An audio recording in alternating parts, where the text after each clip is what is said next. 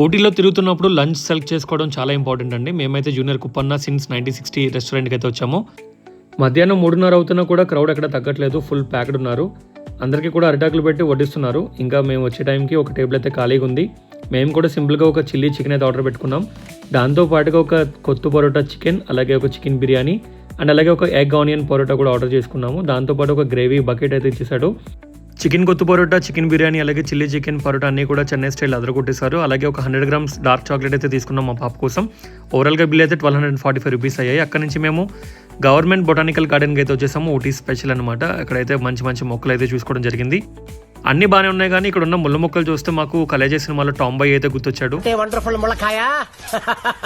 టాంబాయ్ లాగే మేము కూడా ముళ్ళ చెట్ల మీద రీసెర్చ్ చేద్దామని కాసేపు ఆలోచించాము. తర్వాత టైం వేస్ట్ అని చెప్పి పక్కెళ్ళిపోయాము. అక్కడే ఉన్న 100 రకాల చెట్ల మొక్కలను చూసి చాలా హ్యాపీగా ఫీల్ అయ్యాము. పక్కనే ఉన్న గార్డెన్స్ లోకి వెళ్ళిపోతే అక్కడ అందరూ పిల్లలు ఆడుకుంటూ ఉన్నారు. మా పిల్లలు కూడా చాలా చక్కగా ఆడుకున్నారు. చిన్న చిన్న ఫైటింగ్లు కూడా చేసుకున్నారు.